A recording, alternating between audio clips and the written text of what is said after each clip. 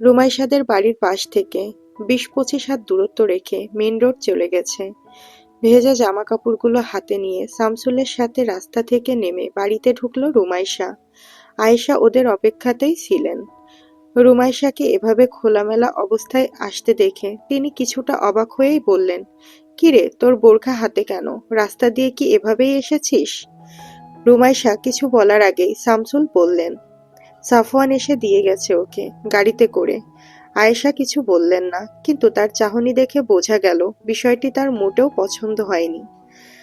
রুমাইশা মায়ের চাহনি উপেক্ষা করেই ভেতরে চলে গেল। তার এখন এসব বিষয়ে খেয়াল করার মতো মানসিক অবস্থা নেই। রুমে গিয়ে ফোনটা বের করতেই চোখে পড়ল সাফওয়ানের ১৩টা মিসড কল। দীর্ঘশ্বাস ছাড়ল রুমাইশা। ফোনটাকে সাইলেন্ট মোড থেকে নর্মাল মোডে করল। তারপর ভেজা কাপড়গুলো আলনায় মেলে দিল। আয়েশা রুমে এলেন এমন সময়। কেমন হয়েছে তোর পরীক্ষা? বিছানায় বসতে বসতে বললেন তিনি।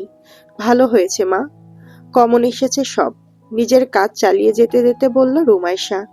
আয়েশা কিছুক্ষণ নীরব থেকে জিজ্ঞেস করলেন, ওর গাড়িতে তুই কোন জায়গা থেকে উঠেছিস? রুমাইশা বিরক্তি নিয়ে বলল, চাচটা থেকে উঠেছি মা। আর তুমি কি এখন আমাকে জেরা করতে এসেছো? আমি ক্লান্ত অনেক, আমি খেয়ে ঘুমিয়ে যাব এখনই। এসব নিয়ে কথা বলার এখন আমার কোনো ইচ্ছা নেই, আমার ঘুম আসছে। আয়েশা চটে গেলেন, তুই কি আমাকে মেজাজ দেখাচ্ছিস? রুমাইশা মুখ দিয়ে চ জাতীয় শব্দ করলো, তারপর মৃদু গলায় বলল, মেজাজ দেখাচ্ছি না মা। তোমার তো বোঝা উচিত, আমি সেই সকালে খেয়েছি, রাতে অনেক রাত পর্যন্ত পড়েছি, ৪ ঘন্টা বসে এক্সাম দিয়েছি, আর তার উপর এই ২৫-৩০ কিলো জার্নি করেছি। আমার তো কষ্ট হচ্ছে, তাই না বলো? আয়েশা ফোঁস করে নিঃশ্বাস ছাড়লেন, তারপর বিছানা থেকে উঠে যেতে যেতে বললেন, ঠিক আছে, ফ্রেশ হয়ে আয়, আমি খাবার দিচ্ছি, খেয়ে ঘুমা, এক্সাম তো শেষ, কাল থেকে আর কোনো চিন্তা নেই। রুমাইশা প্রতি উত্তরে কিছু বলল না, মাথা নাড়ল শুধু। আয়েশা চলে গেলেন। বিছানায় এসে বসল ও। চোখ দুইটা বন্ধ করেই সিএনজির ভেতরে সেই ভয়ানক দৃশ্যগুলো চোখে ভাসছে। আল্লাহর কাছে হাজার শুকরিয়া সাফওয়ান ভাইয়া সময় মতো এসে পৌঁছেছিল, না হলে আজ ওর কি হতো। ২ হাত দিয়ে মাথার চুলগুলো আঁকড়ে ধরল রুমাইশা। চোখে আবারও পানি আসছে। ফুলে ফুলে নিঃশব্দে কাঁদতে লাগলো ও। এমন সময় ওর ফোনে টুং করে শব্দ হলো, কিন্তু এখন ওর ফোনের দিকে তাকানোর মতো ইচ্ছা শক্তি নেই। মাথা থেকে হাত সরিয়ে চোখ দুইটা মুছল রুমাইশা, নাক টানছে থেকে থেকে। এমন সময়ে ফোনে আবারও শব্দ হলো, কিন্তু দেখল না ও। নিজেকে স্বাভাবিক করে বিছানা থেকে উঠে দাঁড়ালো ডাইনিং এ যাওয়ার জন্য।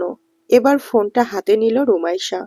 ফোন অন করতেই ভেসে উঠল সাফওয়ানের নাম আর মেসেজ, আমাকে ক্ষমা করে দিও, আমি সময় মতো পৌঁছাতে পারিনি, আর ওই লোক দুইটা ওদের নোংরা হাত দিয়ে তোমাকে ছোঁয়ার সুযোগ পেয়েছে। তবে কথা দিচ্ছি, আমি বেঁচে থাকতে কেউ আর কখনো তোমার দিকে চোখ তুলে তাকানোরও সুযোগ পাবে না। তাকানো মাত্রই তাদের চোখ আমি উপড়ে ফেলবো। কান্না বন্ধ করো এবার। সাফওয়ানের হঠাৎ তুই থেকে তুমি সম্বোধনে চমকালো রুমাইশা। বুকের ভেতর রক্ত যেন ছলকে উঠল। মৃদু হাসি ফুটল ওর মুখে। ব্লাশ করলো যেন ও, কিন্তু তখনই ওর চোখ গেল লাস্ট সেন্টেন্সে, কান্না বন্ধ করো। ও কি করে জানলো আমি কাঁদছিলাম? ভাবনায় পড়ে গেল রুমাইশা। চোখে মুখে ওর চিন্তার ছাপ ফুটে উঠল। তখনই ফোনে আবার টুং করে শব্দ হলো। সাফওয়ানের মেসেজ এসেছে আবার, ছোট মাথাটায় অত চাপ দিও না, আমি বাইরেই দাঁড়িয়ে আছি রাস্তায়, তোমাকে দেখা যাচ্ছে এখান থেকে স্পষ্ট। আর ব্লাশ করার মতো কিছু বলিনি আমি, সামান্য তুমি শুনে ব্লাশ করছো, তাহলে তো ফিউচারে যা করব তাতে খয়েরি রঙা স্ট্রবেরি হয়ে যাবা। মেসেজটি পড়ে রুমাইশার কান মাথা গরম হতে শুরু করলো। লজ্জায় চোয়াল দুটো জ্বলছে যেন। রুমাইশা তাড়াতাড়ি করে বিছানা থেকে উঠে দাঁড়িয়ে জানালা দিয়ে উকিঝুঁকি মারল সাফওয়ান আসলে কোথায় আছে দেখার জন্য। এমন সময় সাফওয়ান আবার মেসেজ দিল, রুমের আলোটা নিভিয়ে উকি মার গাধি, সায়েন্স বুঝিস না নাকি?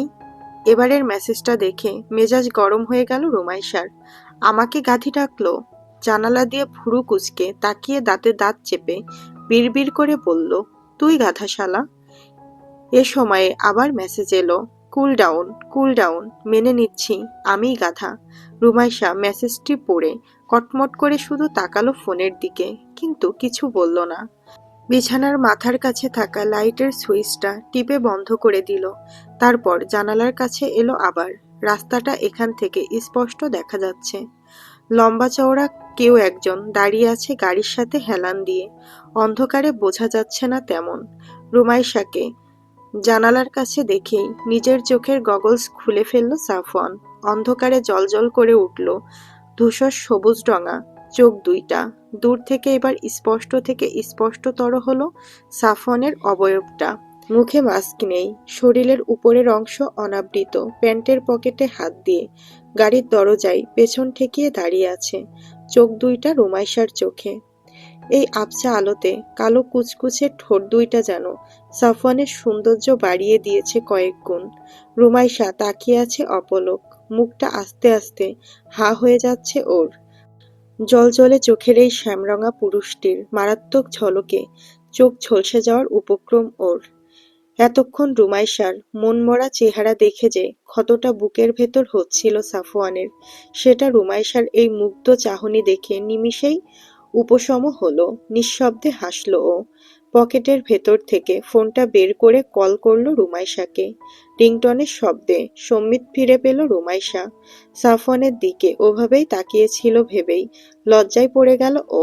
বিছানার ওপর থেকে ফোনটা নিয়ে কানে ধরতেই সাফওয়ান মোহনীয় গলায় বলে উঠল, এভাবে তাকালে কিন্তু রাস্তায় থাকতে চাইব না, ভেতরে আসতে চাইব। রুমাইশা লজ্জায় যেন মাটিতে মিশে গেল। জলজলে চোখ দুটোর দিকে শেষবারের মতো তাকিয়েই দ্রুত পর্দাটা টেনে দিল জানালার। তারপর কানে ফোন ধরা অবস্থাতেই বিছানায় গিয়ে বসল, কথা বলল না কোনো। সাফওয়ান আবারও আগের মতো করেই বলে উঠল, এই চাহনি, এই হাসি, এই লাল লাল গাল, এর মানে আমি কি ধরে নেব? আমার প্রস্তাবের উত্তর হ্যাঁ? রুমাইশা কি বলবে ভেবে পেল না। কিছু বলতে নিবে তখনই আয়েশা চলে এলো রুমে। তড়িঘড়ি করে ফোন কেটে দিল রুমাইশা। রুমি, ঘুমাই গেছিস নাকি? আয়েশা জিজ্ঞেস করলেন। না না মা, ঘুমাইনি, জেগে আছি। খাবার দিছ? হ্যাঁ দিয়েছি। খেতে আয় তাড়াতাড়ি, নইলে ঠান্ডা হয়ে যাবে সব। বলে আয়েশা চলে গেলেন রুম থেকে। আয়েশা চলে গেলে রুমাইশা ফোন দিল সাফওয়ানকে। মা আসছিল, আপনি এখন বাড়িতে যান। এই রকম আবহাওয়ায় খালি গায়ে থাকলে ঠান্ডা লেগে যাবে। মৃদু হাসল সাফওয়ান। রুমাইশা ওকে নিয়ে চিন্তা করছে ভেবে ভালো লাগলো ওর অনেক। মা ছাড়া কেউ এরকম চিন্তা করেনি ওর জন্য কখনো। অন্য কেউ মায়ের মতো করেই চিন্তা করছে দেখে ভালো লাগায় ছেয়ে গেল ওর বুকটা। রুমাইশাকে বলল, কাল সাফিনকে বলবো এখানে আসতে, একদিন এসে তোকে সঙ্গ দিলে ভালো লাগবে তোর। আচ্ছা ঠিক আছে, আপনি বাড়িতে যান এখন, কেউ দেখে ফেললে সমস্যা হবে। সাফওয়ান বলে ফোনটা রেখে দিয়ে গাড়ির ড্রাইভিং সিটে গিয়ে বসলো। তারপর জানালার দিকে আরো একবার তাকালো রুমাইশাকে দেখার আশায়, কিন্তু পর্দার কারণে দেখা গেল না ওকে। সাথে সাথেই আবার কল দিল রুমাইশাকে। রুমাইশা ফোনের কাছেই ছিল। রিসিভ করতেই সাফওয়ান বলে উঠল, পর্দা তোল জানালার, তোকে আরেকবার দেখব। রুমাইশা ফোন কানে ধরেই জানালার কাছে গিয়ে দাঁড়িয়ে পর্দাটা উঁচু করল। গাড়ির ভেতরে বসা সাফওয়ানের জলজলে চোখে এদিকেই তাকিয়ে আছে। দুজনে দুজনের চোখের দিকে তাকিয়ে রইল অপলকে কিছুক্ষণ। জানালা দিয়ে দে এবার, রাতের বেলা যেন আর কখনো জানালা খোলা না দেখি। বড় হয়েছিস, এখন সবসময় সতর্ক হয়ে থাকবি। আমি সবসময় থাকবো না তোকে সিকিউরিটি দেওয়ার জন্য। ঠিক আছে, সতর্ক থাকবো, বলল রুমাইশা। সাফওয়ান আর কিছুই না বলে ফোন রেখে দিল। বড় করে একটা দীর্ঘশ্বাস ছাড়ল ও। তারপর গাড়ি স্টার্ট দিয়ে ঝড়ের গতিতে ছুটে চলল নিজের গন্তব্যের দিকে। রুমাইশা খাওয়া দাওয়া করে সকাল সকাল শুয়ে পড়ল। ঘুমে চোখ পুড়ছে ওর। বিছানায় পিঠ ঠেকানোর 10-15 মিনিটের মধ্যেই ঘুমিয়ে পড়ল। সকালবেলা ঘুম থেকে কোনো রকমে ঢুলে ঢুলে নামাজটা পড়ে আবার ঘুমালো রুমাইশা। ঘুম যেন চোখ থেকে সরছেই না। এক্সামের এই কয়েকদিন ভালোভাবে ঘুমাতে পারেনি বলে আয়েশাও ঘুমাতে দিল ওকে, নইলে অন্যান্য দিন নামাজের পর ঘুমাতে দেন না আর। আরো খানিক ঘুমিয়ে নিয়ে 8টার দিকে ঘুম থেকে উঠল রুমাইশা। উঠে চোখ ডলতে ডলতে বেসিনে গিয়ে হাত মুখ ধুয়ে ডাইনিং টেবিলে এসে বসলো। পাশে সোফায় বসে টিভিতে নিউজ দেখছিল শামসুল। রুমাইশা একটা প্লেট টেনে নিয়ে টিভির দিকে তাকাতে তাকাতে প্লেটে ভাত নিচ্ছিল। তখনই টিভির নিউজে চোখ আটকে গেল ওর। সংবাদ পাঠিকা বলছেন, যশোরের সারাপোলের মাঠের মধ্যে নৃশংসভাবে খুন করা হয়েছে দুজন মধ্যবয়সী ব্যক্তিকে। কে বা কারা এই খুন করেছে তা এখনো জানা যায়নি। ভিকটিমদের চোখ উপড়ে ফেলা হয়েছে, জিহ্বা আর 2 হাত টেনে ছিঁড়ে ফেলা হয়েছে, 2টা পা ধারালো অস্ত্র দিয়ে কেটে ফেলা হয়েছে। মুখের ভেতরে মাঠের কাদামাটি পুড়ে রেখে গেছে খুনি। মৃতদেরকে ময়নাতদন্তের জন্য নিয়ে যাওয়া হয়েছে, তবে খুনির কোনো চিহ্ন পাওয়া যায়নি সেখানে।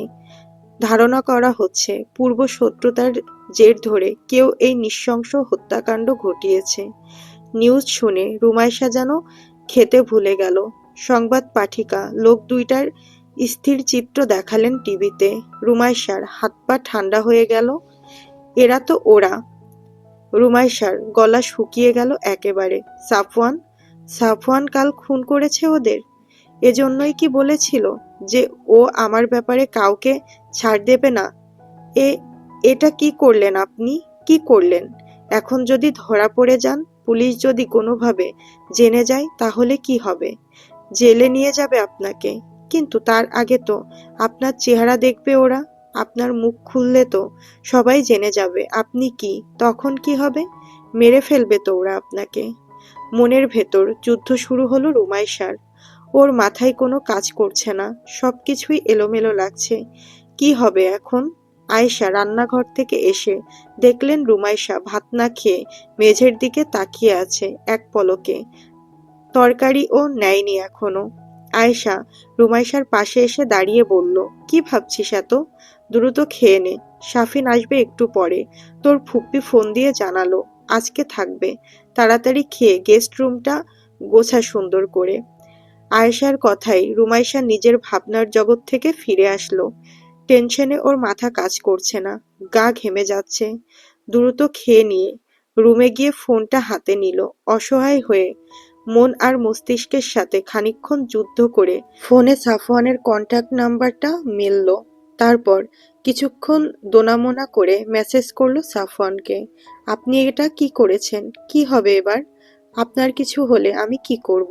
মেসেজটি সেন্ড করে কিছুক্ষণ অপেক্ষা করলো রুমাইশা, কিন্তু ওই পাশ থেকে কোনো উত্তর না পেয়ে গেস্ট রুমে চলে গেল রুমটা গোছাতে। কাউকে বুঝতে দিল না ওর মনের ভেতর চলা ঝড়ের কথা।